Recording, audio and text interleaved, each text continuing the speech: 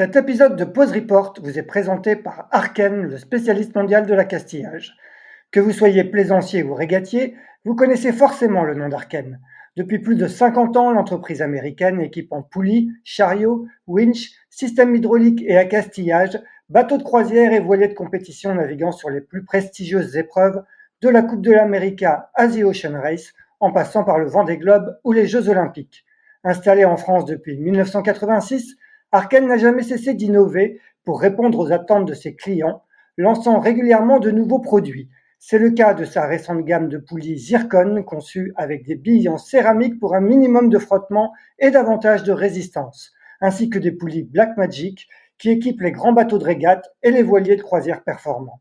Autant de produits que vous pouvez retrouver en ligne sur arken.fr.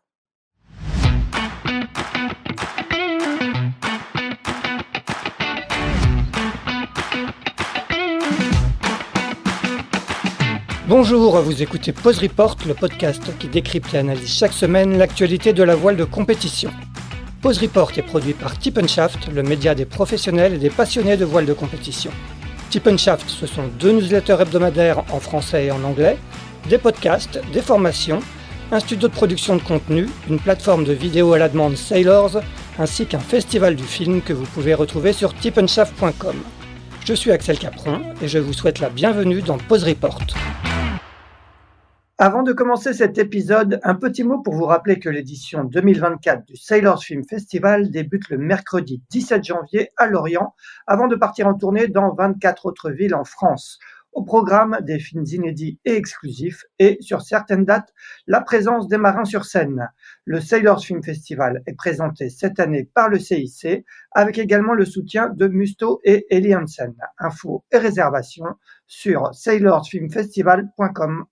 Bonjour à tous et bienvenue dans ce 152e épisode de Pause Report, le podcast hebdomadaire de Tip & Shaft qui explique, décortique, décrypte et analyse l'actualité de la voile de compétition sous toutes ses coutures en compagnie des meilleurs experts.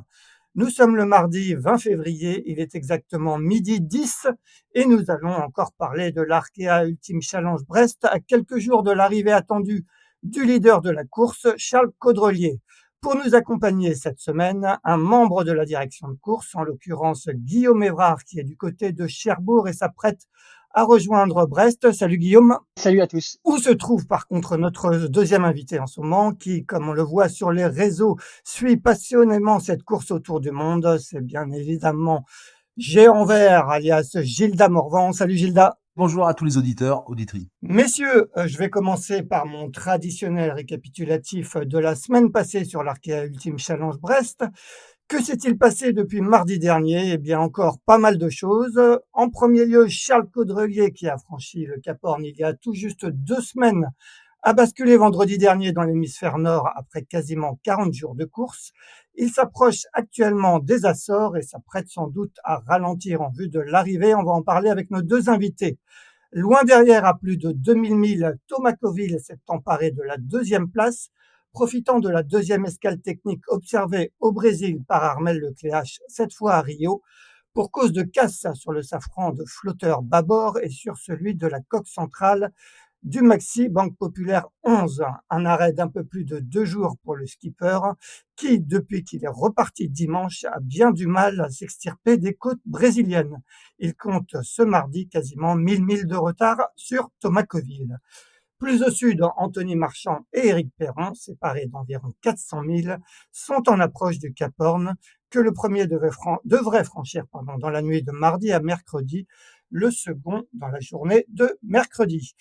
Voilà pour les faits marquants de cette semaine. On va commencer, une fois n'est pas coutume, par l'arrière de la flotte et ce Cap Horn que s'apprêtent à franchir Anthony Marchand et Éric Perron. Et Guillaume, toi qui fais partie de la direction de course, est-ce que tu as un peu des ETA au Cap Horn à nous donner pour ces 2 marins ? Alors, en ce qui concerne Anthony Marchand avec Actual, il a attendu 7 nuits au Cap Horn.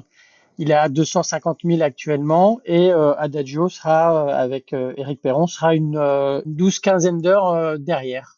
Est-ce que tu peux nous dire dans quelles conditions ils vont franchir ce Cap Horn, quelles conditions ils ont à l'approche de la pointe sud de l'Amérique du Sud en ce moment ? Pour Anthony Marchand, donc il va avoir un vent de secteur nord-ouest avec 25 à 30 nœuds, donc ça va quand même être assez tonique, hein. Le vent est bien accéléré là-bas, et le vent va basculer ouest quand il va arriver au niveau du Horn, et probablement qu'il va faire un passage par le détroit de Lemaire.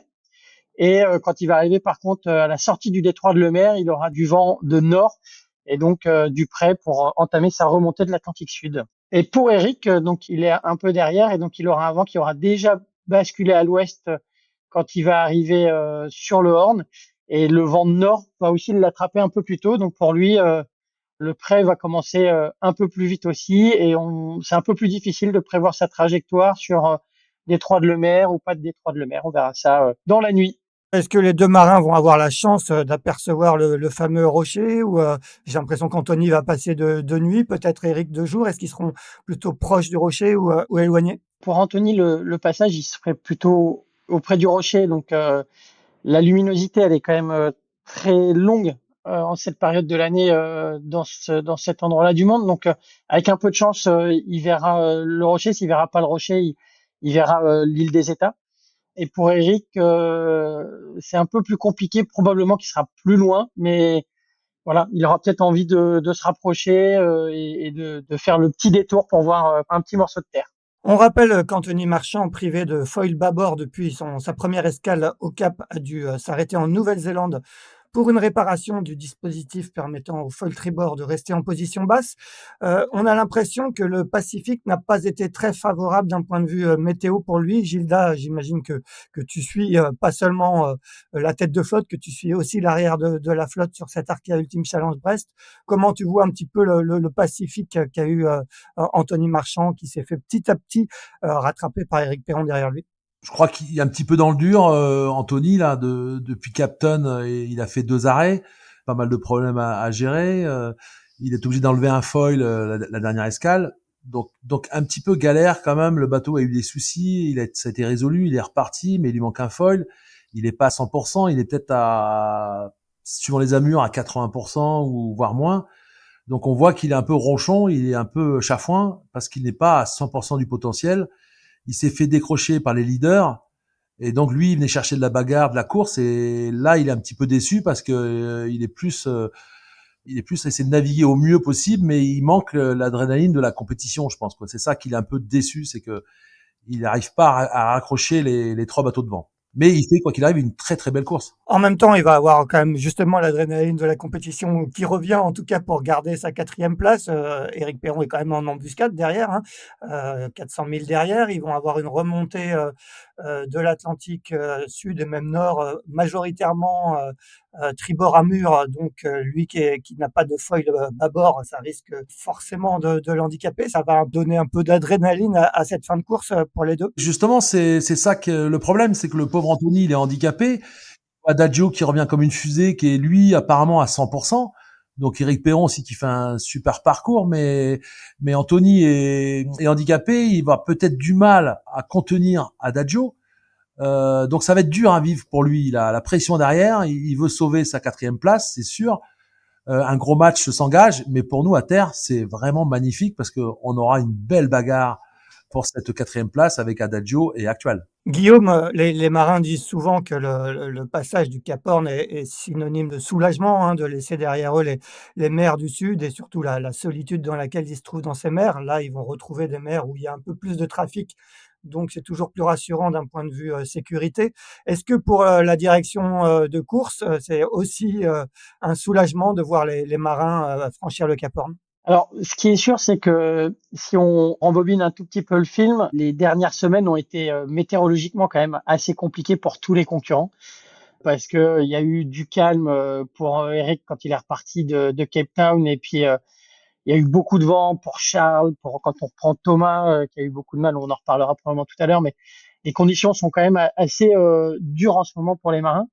Et oui, le Pacifique, c'est une zone pour la direction de course qui est toujours un peu inquiétante parce que les premiers bateaux qui peuvent venir secourir en cas de besoin, c'est ou les concurrents ou des bateaux qui sont au milieu du Pacifique sur des longs courriers.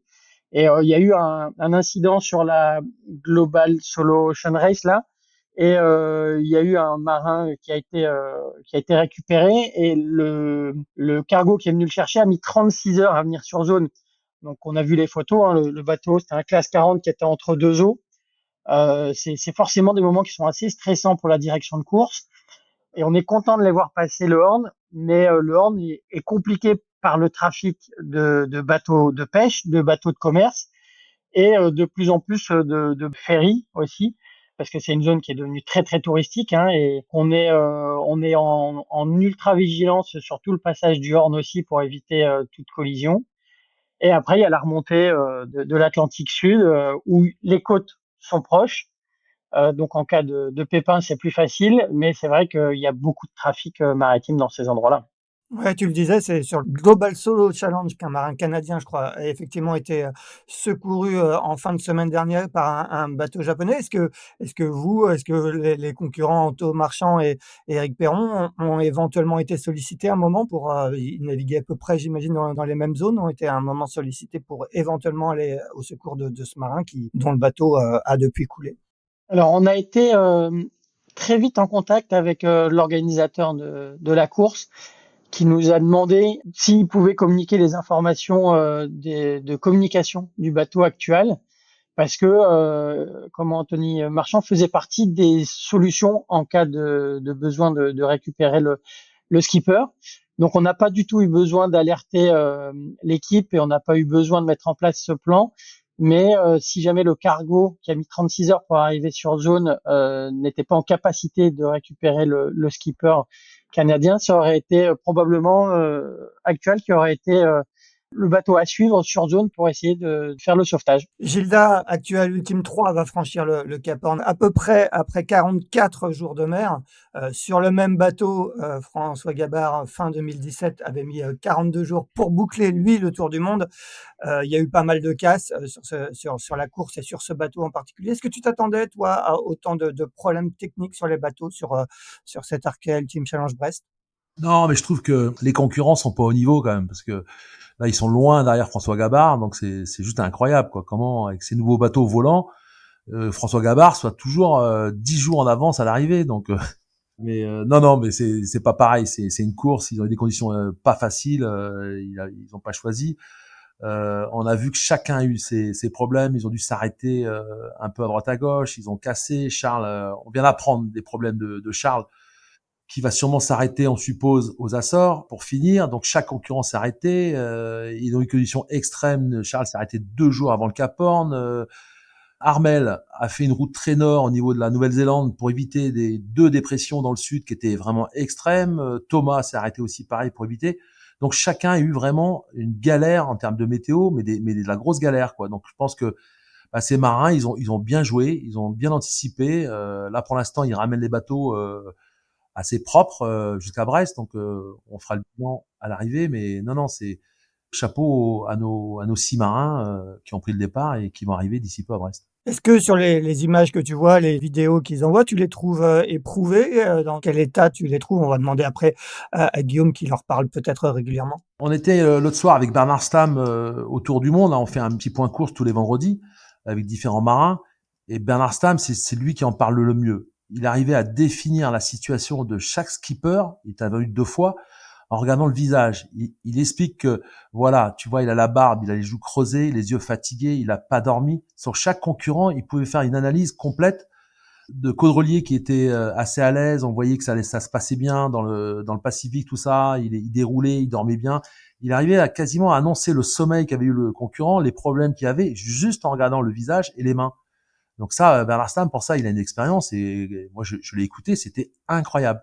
Là, vendredi dernier, il dit, attention, Gilda, ils sont tous très fatigués, ça se voit au visage, ils ont tous des problèmes sur les bateaux, ça s'entend, donc attention, on ne sait pas aujourd'hui qui va gagner. Guillaume, comment tu trouves, toi, d'un point de vue, physique, les marins quand vous échangez finalement, assez peu, j'imagine, directement avec eux, mais vous voyez aussi les images comme celle qui a eu lieu hier après-midi, dans quel état tu les trouves? Eh ben, c'est vrai que nous, avec la direction de course, hein, donc on est toute une équipe, et chacun notre tour, on va assister au plateau du mercredi et du samedi aux ateliers des Capucins. Et c'est sûr que on voit les traits qui commencent à se tirer de plus en plus. Il y a le froid en plus, il y a la fatigue, il y a les travaux sur les bateaux, il y a aussi la gestion de la nourriture, hein, parce que quand ils ont beau s'être arrêtés et rechargés en nourriture, mais quand ils sont partis de Brest, c'était un peu la grande question sur les pontons. Et toi, tu as pris combien de jours de nourriture?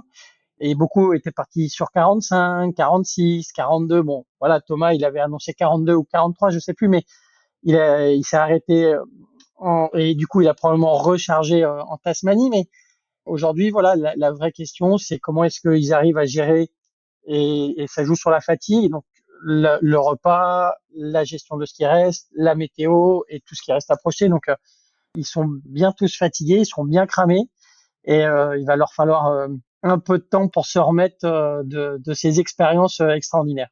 Comment toi tu vois le duel justement pour la 4e place entre Anthony Marchand et Éric Perron? On rappelle, hein, Anthony Marchand qui va être très handicapé dans la remontée de l'Atlantique. Est-ce qu'il va y avoir vraiment match? Est-ce que, vous qui suivez, par les polaires des bateaux, bien évidemment, les vitesses cibles des bateaux, il est à combien de pourcents des polaires de son bateau, Anthony Marchand aujourd'hui?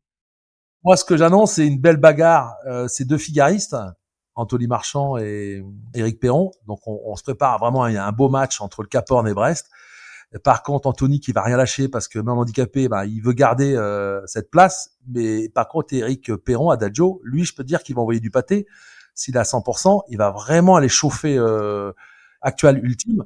Donc, pour moi, on va avoir un match jusqu'à Brest, passionnant du Cap Horn jusqu'à Brest.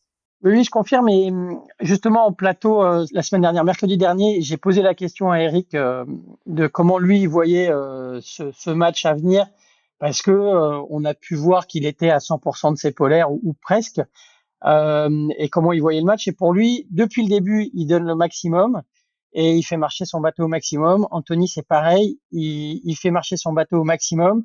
Là, ils vont avoir un soulagement en passant le Horn et donc ils vont redoubler d'efforts et voilà, ça va être un match passionnant comme le dit Gilda et puis on peut s'attendre à ce que ils se donnent coup pour coup et que la météo fasse peut-être avantage à l'un puis avantage à l'autre et on va avoir une belle remontée de l'Atlantique. Autre duel, celui, pour l'instant, en tout cas, pour la 2e place entre Thomas Coville et Armel Lecléache. Donc Armel qui s'est arrêté entre vendredi et dimanche, à Rio. Est-ce que Guillaume, tu peux nous raconter un petit peu, pourquoi il s'est arrêté, nous rappeler pourquoi il s'est arrêté et qu'est-ce qui s'est passé lors de cette escale à Rio? Alors à nouveau, hein, je pense que tout le monde a vu les informations et l'équipe Banque Populaire a communiqué sur tout ce qui s'était passé à bord et les travaux qu'ils ont fait. Donc pour résumer, hein, il y a eu un premier incident où Armel a perdu le safran bâbord. Il pensait pouvoir continuer sans problème avec un safran en moins. Et malheureusement, il a le safran de la coque centrale qui s'est également arraché. Et ce qui fait qu'il s'est retrouvé avec plus qu'un seul safran à bord. Et là, clairement, c'est devenu compliqué à manœuvrer. C'était risqué. Hein. Donc, ils ont fait le choix de faire une escale à Rio. Il a fallu pour l'équipe Banque Populaire s'organiser pour justement savoir où s'arrêter, quel est le meilleur port, quel est le port le plus proche d'un aéroport pour pouvoir se faire livrer les safrans de Spare qui étaient à Lorient, ce qui était quand même l'avantage d'avoir un bateau qu'ils ont depuis 2018, en tout cas sur des bateaux volants. Ils ont des pièces de spare et qui leur permet de pouvoir réagir vite dans ces cas-là. Ils ont fait livrer les pièces, qui n'a pas été une mince affaire en termes d'autorisation, de douane, etc. Mais voilà, tout s'est bien passé et ils ont fait un travail encore une fois extraordinaire. Hein. Toutes les équipes à terre sur toutes les escales ont été, mais à chaque fois super efficaces. Et voilà. Et puis Armel a pu reprendre sa course derrière Thomas, c'est sûr. Mais pareil, je pense que là, on va assister à un match qui sera haletant jusqu'à la fin. Un match, dans lequel pour l'instant Armel, accumule du retard. Il y a une situation météo assez compliquée en ce moment pour arriver à s'extirper un petit peu des côtes brésiliennes. Est-ce que tu peux nous faire juste un petit point sur sa situation météo, en ce moment? Eh ben là, c'est sûr que il était encore dans un flux de nord ce matin, et le but c'est d'aller chercher l'Alizé en fait, et il devrait y arriver en fin de journée peut-être sur de l'Alizé de Nord-Est. Et une fois qu'il sera dans l'Alizé de Nord-Est, il va forcément accélérer. Et Thomas, lui, va arriver dans le poteau noir, donc il va ralentir un petit peu. Ça va faire premier effet élastique.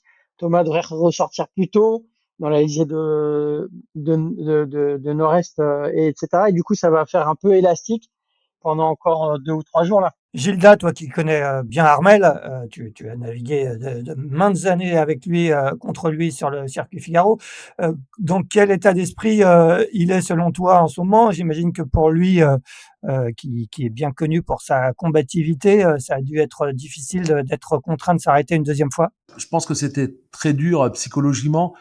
Il était parti pour la bagarre, pour la gagne contre Charles. Hein. Il avait un peu annoncé la couleur. C'était les deux favoris de ce Tour du Monde. Charles a gagné la Route du Rhum. Armel a gagné la Transat Jacques Vabre. Donc c'était les deux favoris, les deux bateaux un peu au-dessus du lot qui étaient vraiment fiabilisés, validés. Donc là-dessus, il a digéré la domination de Gitana. Ok, mais par contre, c'était l'objectif, c'était vraiment d'aller sauver la deuxième place à tout prix, quoi. C'était ça l'idée, ce que j'ai entendu. Donc là, forcément, une grande déception de s'arrêter à Rio, de changer les safrans. Il n'a pas perdu trop de temps, il est reparti assez vite. Il repart un peu dans le match avec Thomas, mais par contre, on s'aperçoit quand même qu'il est à 1000 milles. Si je dis pas de bêtises, il est à 1000 milles derrière Sodebo. Ça va être un peu compliqué d'aller chercher Sodebo pour Brest, quoi. Donc la deuxième place, pour moi, je vais pas dire que c'est inatteignable. Tant que la ligne n'est pas finie, c'est pas fait. Mais 1000 milles, c'est beaucoup à récupérer sur Sodebo, un Thomas Coville qui a une grosse expérience de ces tours du monde. Donc il va être un peu chafouin de perdre cette deuxième place, quoi. Et est-ce que tu as l'impression que Sodebo Ultime 3 est à 100% ou pas loin de 100% de son potentiel? On se pose parfois la question. Hier, Thomas Coville, lors de la vacation organisée pour la presse, disait qu'en tout cas au niveau des appendices, il avait tout. Est-ce que tu as l'impression quand même que le bateau est à son plein potentiel quand tu regardes ses vitesses? Exactement. J'ai parlé avec un autre marin hier, c'est hier soir ou ce matin. On sait que Thomas Coville, il est vraiment à 100%. Il s'est arrêté, il a tout réparé. C'est un des plus grands marins à Cap Horn. Donc le bateau et Sodebo est à 100%. Il a l'expérience pour lui. Il sait la gestion d'un tour du monde. Donc le Thomas Coville, il est à 100%. Et je vous préviens qu'il lâchera rien jusqu'à l'arrivée. Alors il a un petit problème, c'est qu'il a un anticyclone à contourner. Il arrive par le Fastnet, par le nord. Mais Thomas, il est en grande forme et je pense que il va garder, je suppose qu'il va garder Armel derrière. Et il arrive mercredi, donc il va pas traîner en route. Est-ce que sur ces bateaux, c'est possible à ce niveau-là de faire une sorte de marquage sur son poursuivant? Non, c'est pas possible. On fait avec son schéma météo, on fait avec son routage optimum. Ils ont une équipe à terre qui font la trajectoire. Donc il va faire sa route obligatoirement, une route très très nord, Atlantique Nord, hein, pour finir par l'Irlande, comme plusieurs concurrents l'ont déjà fait sur des tours du monde, sur des records. Donc c'est une route un peu classique, mais il va rallonger la route. Mais ça se passe pas trop mal en termes de conditions météo. Le vent n'est pas très fort pour lui. Il rallonge sa route, mais mercredi, il va arriver à 9 heures à fond de balle sur Brest. Et par contre, maintenant, on parle sans casse, quoi. Hein. S'il n'y a pas d'impact, tout ça, si ça se déroule normalement et qu'il n'y a pas d'impact, ils vont arriver comme ça. Maintenant, il peut avoir des aléas. Mais par contre, Sodebo a bien été réparé, a été bien mis à 100% de son potentiel à la dernière escale. Donc Thomas, c'est sûr que c'est un sacré client pour le finish. Guillaume, tu confirmes ça à peu près, une arrivée de Thomas Coville en milieu de semaine prochaine avec un contournement par l'Irlande? Alors, je confirme complètement ce que dit Gilda, qui pourrait presque intégrer la direction de course parce qu'il doit être aussi autant que nous connecté sur les bateaux. Mais ce qui est sûr, c'est que Thomas, il est gonflé à bloc, le bateau marche bien et il a un tour du monde, pas entier, mais il a 80% de parcouru sur ce bateau-là. Donc, il a pris ses aises aussi sur ce bateau. Il le comprend encore mieux qu'avant. Donc là, ça va vite, et vite et bien. Et oui, on est sur peut-être un peu plus jeudi, mais voilà, milieu de semaine prochaine, à voir comment le système météo évolue. Et voilà, aujourd'hui, dans ce qu'on fait tourner comme routage, nous, on a entre 15 et 24 heures d'écart entre les deux à l'arrivée. Donc voilà, il peut se passer des choses pour l'un et pour l'autre. La messe est loin d'être dite.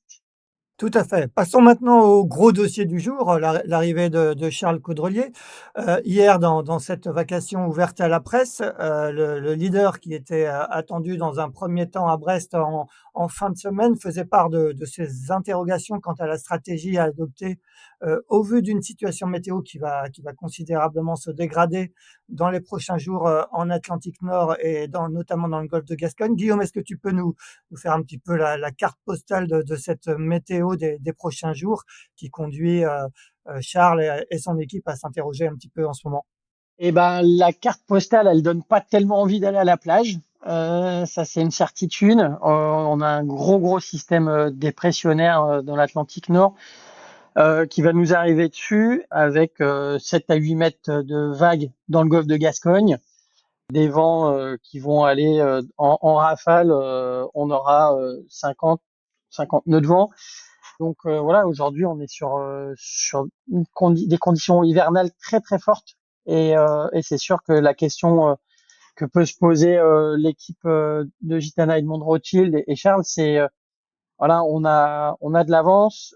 Quelle est la solution pour nous? Est-ce qu'il faut ralentir un petit peu? Est-ce que on y va quand même coûte que coûte et on risque d'abîmer le bateau?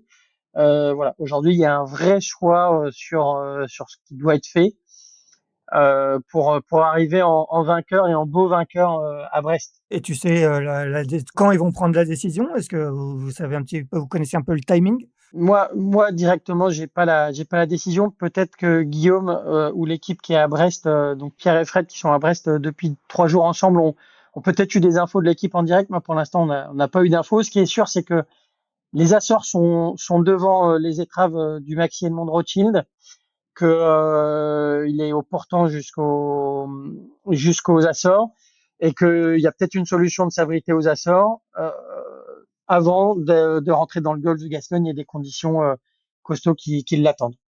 Gilda, tu serais dans la peau de Charles Caudrelier ou de Cyril Dardashti, le directeur du Gitana Team, compte tenu des 2000 milles d'avance sur Thomas Coville et compte tenu de cette météo particulièrement violente qui est annoncée en fin de semaine dans le golfe de Gascogne, tu prendrais quelle décision? Ah, ma décision, elle est déjà prise depuis 48 heures quasiment, hein. Je rentre, je cache dans notre cyclone, je le fais au plus proche des vents forts dans le nord, je rentre à Horta, je fais une escale de 24 heures à Horta. C'est là l'île la plus safe, la plus sécu pour le bateau. J'ai l'équipe technique qui check entièrement le bateau, qui valide le nouveau départ, et je veille à l'avancée de Sodebo. Et donc je repars en 24 ou voire 48 heures si je peux me permettre. Les conditions sont beaucoup meilleures, s'améliorent vraiment franchement, et j'ai même fait un routage qui part, je sais plus, jeudi soir, un truc comme ça, et qui fait arriver dans des bonnes conditions dimanche soir ou lundi matin. Donc je me suis même affaisé à des routages et que j'explique un peu sur Twitter, mais en fait je me mets vraiment dans la peau du marin, et j'ai les polaires que j'arrive à ajuster, les pourcentages, tout ça, je vois à quelle vitesse il va, je comprends la tactique, la météo. J'ai fait un routage très dégradé pour aller jusqu'à Fayal. Donc voilà, j'essaie de me mettre à sa place. Et puis, pour l'instant, je suis assez proche en termes de vérité. Donc, on va attendre 15 heures ou 16 heures pour l'annonce de Gitana. Je crois que c'est ça. Mais je pense que le meilleur scénario, c'est ça. Et j'ai échangé avec d'autres marins aussi sur ce dossier-là. Au moment où vous écouterez ce podcast qui sera mis en ligne vers 17 heures, la décision aura peut-être été prise et annoncée par Gitana. Guillaume, une petite question. Gilda parlait d'arrêts éventuels à Horta. Les arrêts sont autorisés sur cet Arkea Ultimate Challenge Brest sous réserve de s'arrêter minimum 24 heures. C'est prévu pour des escales techniques. Est-ce que, en l'occurrence, ça serait pas vraiment une escale technique, ce serait une escale pour laisser passer cette grosse dépression, ça serait autorisé quand même? Alors, nous, aujourd'hui, il y a dans les instructions de course, il y a deux types. Il y a une escale technique, mais on demande les travaux qui ont été faits à bord. Mais il y aura de toute façon, si le bateau s'arrête, il y aura forcément des choses à bricoler à bord du bateau. Et l'escale technique, elle est pénalisée d'un minimum de 24 heures d'escale. Il y a une porte de référence, voilà, il y a tout un système où nous, on est en contact avec le bateau et l'équipe pour calculer ce temps de 24 heures minimum. Après, il y a la possibilité de faire simplement une mise à l'abri. Et s'il n'y a pas d'intervention extérieure du bateau, si personne ne vient sur le bateau et que le bateau reste au mouillage ou en attente à l'abri d'une île, là, dans ces cas-là, il n'y a pas de minimum de 24 heures. Donc aujourd'hui, c'est pas. Est-ce que c'est safe de se mettre à l'abri sans aller dans une marina et juste de se mettre au mouillage ou de faire des ronds dans l'eau? Est-ce que c'est assez safe ou pas? En fait, le tout, c'est de savoir qu'est-ce qu'on a envie de raconter. On a une victoire qui nous tend les bras à Brest. Il y a le temps avant l'arrivée du deuxième. Donc, qu'est-ce qu'on fait? Est-ce que on écrit dans l'histoire qu'on a fait une escale technique? Est-ce qu'on veut raconter qu'on s'est arrêté, qu'on s'est pas arrêté? Voilà. Aujourd'hui, tout ça, c'est entre les mains de l'équipe Gitana, qui est une équipe légendaire dans le monde de la voile et de la course au large. Donc, je suis sûr qu'ils prennent tous ces éléments-là pour prendre leurs décisions, et on a hâte de savoir ce qu'ils vont faire. Bon, en tout cas, ce qui semble acquis, c'est que Charles va pas aller se frotter à cette grosse dépression et ne va pas faire route directe vers Brest. Il va sans doute, en tout cas, calmer, s'arrêter complètement ou en tout cas freiner d'ici l'arrivée. Ça, on le voit mal s'engager dans cette dépression, hein, Guillaume. Nous, aujourd'hui, à nouveau, on met en place tout un dispositif de sécurité et une fête à l'arrivée à Brest avec les équipes d'OC Sport. Et donc, si jamais ils décident d'aller dans la tempête, il faut qu'on soit prêt pour une arrivée le 23. Donc aujourd'hui, on met tout en place. On est en discussion avec la direction mer et littoral sur les arrêtés en mer. On est en discussion sur qu'est-ce qui va se passer à terre. Donc aujourd'hui, nous, on déroule le plan et on attend le stop ou la continuité de la mise en place du plan comme sera décidé par l'équipe. Et un éventuel plan B, ça serait donc si pas d'arrivée en fin de semaine vendredi, ça serait selon toi, ça serait une arrivée pour quand? À nouveau, je pense que Gilles a bien expliqué la situation, hein. Aujourd'hui, il y a une très belle arrivée possible dimanche soir, lundi, ouais, dans la nuit de dimanche à lundi. Mais à nouveau, est-ce qu'on veut arriver de nuit? Voilà, nous, on ferme aucune porte parce qu'à nouveau, on est vraiment là, on attend tous ces marins, tous ces héros en grand champion à Brest. Donc voilà, nous, on est prêts et on communique entre nous entre le 23 et le 27 probablement, quoi. Bon, si on comprend bien et si on a bien compris ce que disait Gilda tout à l'heure, ça serait donc idéalement plutôt une arrivée lundi en journée pour avoir de belles images, j'imagine. Un petit mot, Guillaume, pour continuer sur Gitana. Hier, toujours Charles a confié qu'il avait un problème sur le bras de liaison avant droit du Maxi Edmond Rothschild au 4e jour de course, donc très tôt dans la course. Est-ce que tu en sais plus, un petit peu plus sur ce qui lui est arrivé? Non, on a eu à l'époque où il y a eu l'incident, mais qui n'était pas confirmé. On avait eu des échanges parce qu'on s'interrogeait un peu sur la trajectoire et voilà, mais on n'a pas eu de confirmation à l'époque d'un vrai souci.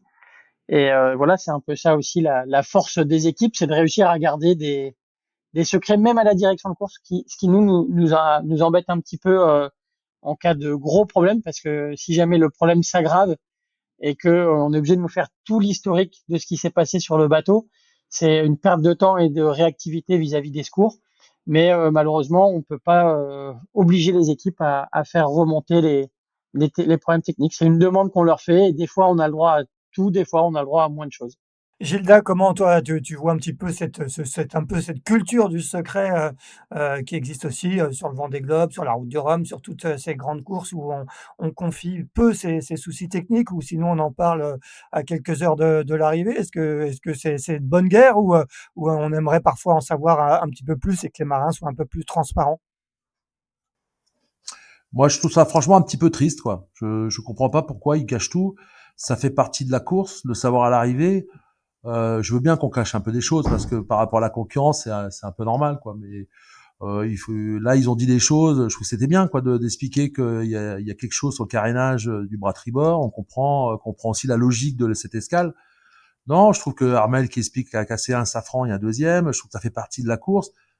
Il faut donner des choses, que la presse soit au courant, que tout le monde soit au courant, quoi. Ça fait partie de l'aventure, de la course. Faut pas cacher trop de choses, quand même. Il faut laisser que les marins ils parlent. Je trouve que les marins ils ne parlent pas assez de ce qui se passe en mer. On les bride. Moi, j'aimerais bien savoir un peu plus. Je suis obligé d'échanger par WhatsApp avec eux pour avoir des infos, quoi. Donc, moi, j'ai des infos, mais je les donne pas. Et est-ce que justement d'un point de vue, médiatique finalement ça réduit un petit peu, peut-être l'impact médiatique de cette course qui peut paraître parfois un peu longue à suivre? Ouais, bah justement, sur Twitter, ils en parlent, ils disent bon, à la course, on n'en parle pas beaucoup, tout ça. Je suis d'accord. Elle mérite vraiment beaucoup plus de choses. Je crois que les deux personnages qui en parlent le mieux, c'est Michel Desjoyaux et Olivier de Kersauzon. Dernièrement dans la presse, dans le JDD, et puis Michel sur Twitter qui dit mais moi je suis effaré devant ces 6 marins, ce tour du monde. Olivier de Kersauzon c'est pareil.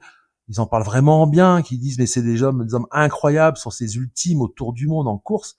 Moi, je suis pareil, je suis bouche bée, quoi. Je les regarde, mais je les regarde quasiment toutes les heures. Je suis non-stop à suivre. Et je trouve ce tour du monde fabuleux. Départ de Brest, arrivé à Brest, c'est une vraie bagarre. C'est des hommes, des escales, ils cassent, ils reviennent, ils ont une sale tête, ils sont mal rasés. Moi, j'en suis vraiment fan de ce tour du monde. Je le trouve incroyable. Et il mérite vraiment, s'il vous plaît, qu'on en parle vraiment plus, vraiment plus, parce que c'est des hommes hors du commun. Guillaume, est-ce que tu es d'accord avec Gilda? Est-ce qu'on minimise un petit peu, l'exploit? Est-ce qu'on peut-être parce que les gens ne se rendent pas compte de ce que ça représente, mais l'exploit sportif de ces 6 marins, de ces 5 marins encore en mer?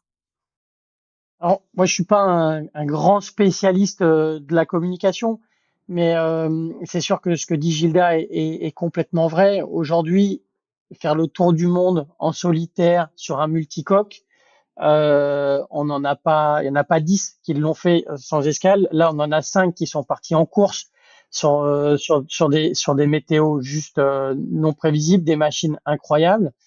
Oui, il faut communiquer un peu plus, beaucoup plus, énormément plus.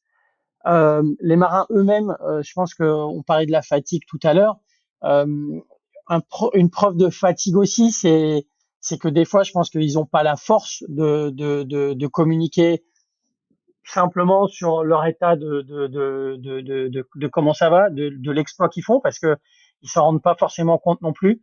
En tout cas, je pense que ce qui est vraiment important, c'est qu'ils vont revenir tous à Brest et qu'il faut qu'il y ait un maximum de monde sur les quais, sur le quai Malbert, pour les accueillir et les féliciter, hein, parce que du premier au dernier, quel que soit le résultat final, ils auront tout donné, ils auront été non-stop sur la bricole, sur la météo, sur faire avancer le bateau, et c'est des énormes champions. C'est un respect dingue qu'on leur doit.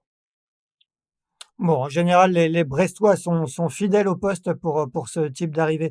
Gilda, un mot sur la performance quand même du vainqueur attendu, même si on dit tout ça avec beaucoup de pincettes parce qu'il peut encore se passer beaucoup de choses et Thomas Coville le soulignait bien hier. Un petit mot sur la performance globale de Charles Caudrelier et du Gitana Team. Il est là où on l'attendait? Non, mais pour l'instant, il n'y a pas de vainqueur. Il n'y a pas de vainqueur. Pour moi, je raffirme comme Meraslam, tant que la ligne n'est pas franchie, on n'a pas de vainqueur officiel. On a un classement, mais c'est vraiment vrai. Il peut se passer tellement de choses jusqu'à Brest. Donc on va voir. Pour l'instant, il y a un classement. On va voir ce que ça donne. Par contre, en parlant de communication, quand même, c'est quand même quelque chose d'un petit peu bête parce qu'on a des images qui sont magiques. Je mettrai Thomas Coville en numéro 1. Thomas, il a fait une vidéo au passage du Cap Horn. Il vous parle en face à face. Il raconte son passage au Cap Horn. Moi, j'en ai pleuré, quoi. J'en ai pleuré. Thomas Coville, je trouve que c'est lui qui communique le mieux sur ce tour du monde. Et après, je mettrai en numéro 2 Charles Caudrelier qui fait des images incroyables, qui explique bien le passage du Cap Horn, tout ça. Mais je trouve que ces images-là, elles ont tellement de valeur, elles expliquent tellement de choses des marins sur leur bateau, même les manœuvres. Moi, j'ai traversé avec Armel l'Atlantique. il y a des choses à montrer, des choses fabuleuses que le grand public ne sait pas. Mais si on le montre pas, comment le grand public peut savoir qu'est-ce qui se passe sur leur bateau? Donc, s'il vous plaît, les marins, renvoyez-nous des images du bord. Parlez 30 secondes, mais ça suffit. Mais il nous manque les images des marins. Bon, il faudra peut-être un jour envoyer un médiaman, à bord de ces bateaux, mais on serait plus vraiment en solitaire. Mais, Ça sera un peu triste d'obligé de mettre un médiaman à bord, quoi. Mais par contre, est-ce qu'ils sont bloqués ou pas par leur service de communication? J'en sais rien. Mais moi, je voudrais plus d'images, même si c'est 20 secondes, mais que Charles me parle pendant 20 secondes de sa journée, quoi. on a l'impression justement quand on voit les images, par exemple, entre Charles et Thomas, qu'il y a un vrai contraste. Thomas, on voit ses traits, ses yeux souvent rougis, c'est très fatigué. Et Charles, parfois, on a l'impression on le voit un peu plus plaisanter. Est-ce que c'est une question de personnalité, selon toi, Gilda? Moi, j'ai navigué avec les deux. J'ai fait l'America's Cup et d'autres courses avec Thomas Coville, donc je le connais parfaitement. Charles, j'ai passé du temps avec lui, on a traversé l'Atlantique, on a gagné Saint-Nazaire-Dakar, on a fait le Tour de Bretagne, donc je le connais parfaitement. Et puis j'ai plein de dossiers sur lui s'il faut. Hein. Je peux dire les choses. Hein. À Camaret, ce qu'il a fait à Camaret, ça je pourrais le dire à l'arrivée après. Je te parlais de l'image un peu qui renvoie, un peu différente. Charles, on le voit un peu plus plaisanter, et Thomas, il est beaucoup dans l'introspection, on voit avec ses yeux rougis, ses traits un peu creusés. Ah, mais Thomas, il transpire des choses, des valeurs. Sodebo, ils ont un super marin, Dick Cap Horn, quand il parle avec sa barbe et tout. Moi, j'en ai pleuré l'autre jour au Cap Horn quand je l'ai vu. Tu dis Thomas, mon Thomas, parce que je connais bien toute sa famille. Voilà, vraiment, m'a secoué les tripes, Thomas, avant le Cap Horn. Hein, cette vidéo, il faut la chercher, c'est la meilleure. C'est la meilleure du tour du monde pour moi. Et Charles, quand il parle, c'est aussi super agréable. Il passe le Cap Horn, regardez, le caillou il est derrière moi, mon bateau il est joli, j'ai cassé la véranda, il y a du grès tape partout, mais voilà, c'est pas grave, mais tout va bien. Et Charles, il est aussi très très agréable à écouter. Ils sont tous plaisants, mais voilà, mes deux chouchous en termes de communication, c'est Thomas Coville en 1, Sodebo, et deuxième, Charles Caudrelier, groupe Edmond Rothschild. Armel, et ça manque de la vidéo, hein, je vais l'engueuler à l'arrivée, on sait pas ce qui se passe à bord de son bateau. Guillaume, est-ce que tu es un peu d'accord avec Gilda? Est-ce que ça manque un peu d'images à bord, de comprendre un peu ce que vivent, ces marins? Bah, c'est sûr qu'aujourd'hui, pour le grand public, il y a des scènes qu'on peut voir sur le Vendée Globe qui sont parfois un peu forcées, parce que avec 30 ou 40 marins au départ du Vendée Globe, on a le droit à 40 fois comment on prépare un lyophilisé. Euh, mais le grand public, au moins, il voit comment ça marche. Et là, sur cette course-ci, en fait, on n'y a pas eu le droit. On n'a pas eu de petits tutos sur, ben, je fais 24 heures sur 24, je dois boire 4 ou 5 litres d'eau par jour. Comment je fais mon eau à bord? Il y a des petites choses comme ça où aujourd'hui, en fait, les marins ont pas partagé ces choses-là. À nouveau, peut-être que c'est un manque de temps parce que les bateaux sont super exigeants. Voilà, maintenant on en reparlera avec eux. Plus d'images ça aurait été bien, mais à nouveau on peut pas forcément tout leur demander, donc c'est pas facile. Maintenant en termes de personnages, je te rejoins complètement sur, je vous rejoins tous les deux complètement sur Thomas, qui nous fait des déclarations d'amour à la mer, à l'environnement, à tout ce qui l'entoure. Et, euh, et nous, à la direction de course, on parle des podcasts de Thomas quand on reçoit un son ou une vidéo, parce qu'il se livre complètement et c'est un plaisir à écouter. Charles, il s'est beaucoup filmé aussi, et je trouve qu'on a eu la semaine dernière une vidéo où il était très fatigué et peut-être un peu inquiet. C'était les premières 15 secondes de la vidéo où il s'était frappé le bras contre la pale de l'éolienne. Il avait des yeux tout petits, il était vraiment un peu à se chercher. Et là, on sentait vraiment beaucoup de fatigue. On avait eu ça aussi un petit peu dans le Pacifique avant qu'il attende que le gros temps passe devant lui. Donc, on voit aussi sur les vidéos de Charles que la fatigue l'atteint, mais peut-être qu'on a vu plus de vidéos où il était dans la maîtrise de ses moyens. Donc voilà, aujourd'hui on a des vidéos d'Anto, on a eu une vidéo où il bricolait son enrouleur. Voilà, il y a quand même des choses qui circulent, mais on aurait tous aimé en avoir plus. 6 bateaux au départ, c'est aussi limitant en termes d'image forcément à l'arrivée. Ouais, et effectivement, l'exigence de ces bateaux dont tu parles fait que, ces marins ont finalement peut-être moins de temps pour communiquer. Thomas Coville disait hier, justement qu'il y a pas 15 ou 20 minutes, pendant lesquelles il manœuvre pas ou il règle pas son bateau. Donc il y a beaucoup de travail, au quotidien, sur ces bateaux. Un petit mot pour finir, Guillaume, là-dessus. Est-ce que tu parlais de blessures au bras tout à l'heure de Charles. Est-ce qu'il y a eu beaucoup de blessures, physiques sur cette Arkea Ultime Challenge Brest, parmi les 6 bateaux? Eh ben, on en a eu, il y a eu beaucoup d'échanges, en tout cas avec les médecins. Il y a un service médical, il y a une association qui s'appelle AMCAL, avec Laure Jacolo qui est très investi sur cette course-là, qui est en contact avec les marins. On a Thomas qui avait fait une chute dans le Pacifique, donc il avait longuement parlé. On a vu Armel avec le nez abîmé. On a vu, voilà, il y a eu des bobos un peu pour tout le monde. Et l'échange, il se fait beaucoup avec l'équipe médicale. Et quand le problème est vraiment grave, on a une alerte du médecin qui nous dit soyez vigilants là-dessus, sur ce bateau-là, parce que voilà, il est fatigué, parce que il a pris un médoc ou quoi. Mais ouais, c'est des bateaux qui sont à nouveau violents, hein, qui sont extrêmes et violents. Et il y a eu des bobos, mais je pense qu'on en découvrira encore beaucoup à l'arrivée. Gilda, un petit mot pour, finir sur cette Arkea Ultime Challenge Brest, qui n'est pas terminée, hein. On rappelle, on ne connaît pas le vainqueur, ni le deuxième, ni le troisième, ni le quatrième, ni le cinquième. Mais, est-ce que pour toi, ça aura été, quoi qu'il arrive, une première édition réussie? Ça sera vraiment une réussite. J'étais avec le maire de Brest dimanche soir au Stade Brestois. On a parlé un petit peu. Bon, il y avait la victoire contre Marseille. On est deuxième en Ligue 1. Et puis, on faisait un petit point avec le maire. Justement, on échangeait sur l'arrivée. Mais explique-moi quand est-ce qu'il arrive, Charles Caudrelier, tout ça. Donc, je faisais un petit point. Et on disait que Brest est deuxième de la Ligue 1, juste derrière le PSG. Qu'on a une course de folie qui arrive à Brest dans peu de temps. Il y a eu un beau départ, une belle arrivée. Mais Brest, c'est le centre de la France actuellement, dernièrement. Tout se passe à Brest. Et il était d'accord avec moi pour me dire, mais c'est vrai qu'on a quelque chose qui se passe actuellement. Tout marche à Brest. Donc non, la course, elle est réussie. Il y a juste le petit côté dommage, c'est que il nous manque le petit Tom Laperche à l'arrivée.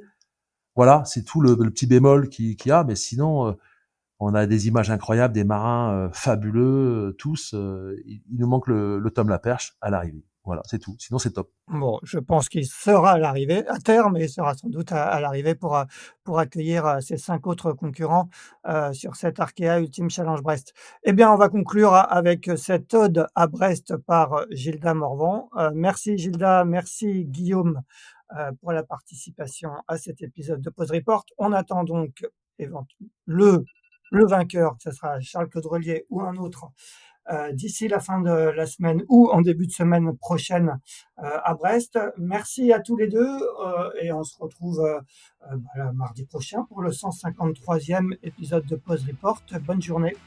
À bientôt, on se retrouve tous à Brest. Bonne journée, à très vite à Brest. On vous attend tous. Venez nombreux. Merci d'avoir écouté cet épisode de Pause Report. N'hésitez pas à nous dire ce que vous en pensez en bien ou en mal, et n'hésitez pas à le partager. Si vous souhaitez suivre l'actualité de la voile de compétition, je vous encourage à vous abonner à la newsletter de Tip & Shaft, envoyée chaque vendredi à 17h. Pour vous inscrire, ça se passe sur tipandshaft.com. À bientôt!